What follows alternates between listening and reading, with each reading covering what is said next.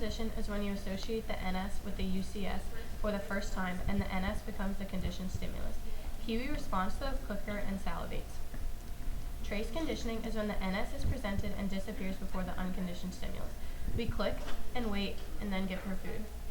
Delayed conditioning is when the NS comes before and during the UCS. We click the clicker before and during presenting the rat with food.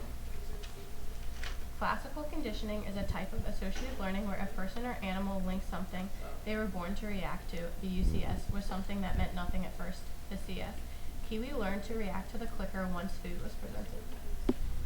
Robert Rescalo showed the importance of thoughts in classical conditioning. Our brain learns to predict or expect two things to be associated. This is called the expectancy model.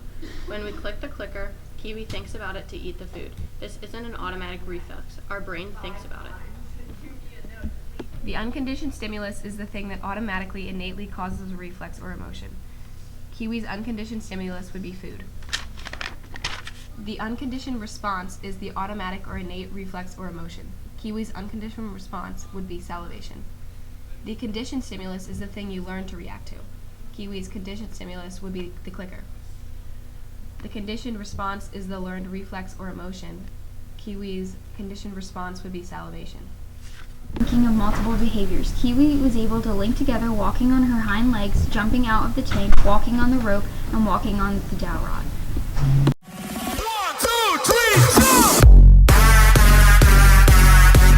2, 3, is a chamber that contains a bar that an animal can manipulate to obtain food. This is what Kiwi is doing in this video, and she must click the bar and a pellet will drop down. The operant chamber uses a fixed ratio schedule which has a set number of actions before a consequence is presented.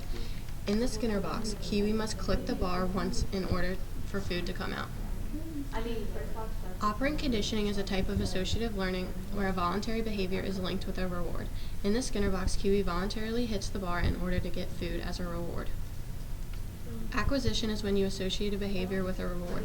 Kiwi clearly has acquisition because she is able to pair the clicking of the bar with getting food. Continuous reinforcement is reinforcing the desired response every time it occurs. We gave Kiwi a pellet every time she hit the bar. Behavior is more likely to be repeated. When we put food in her cage on the opposite side of the desk, she's more likely to jump.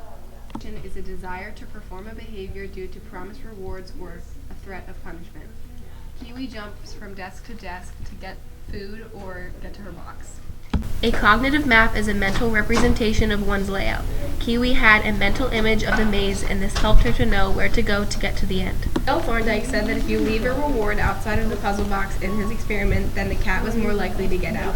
This also applies to the maze because we held Cheerios at the end, which made it more likely that Kiwi would get to the end. Escape is when you do a behavior to stop an annoying stimulus. When we were teaching Kiwi to go through the maze, we were clapping above her head. She ran through the maze to stop us from clapping. The behavior is strengthened when a pleasant stimulus is presented.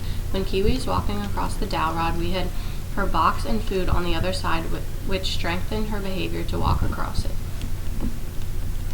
Avoidance is when you do a behavior to prevent an annoying stimulus.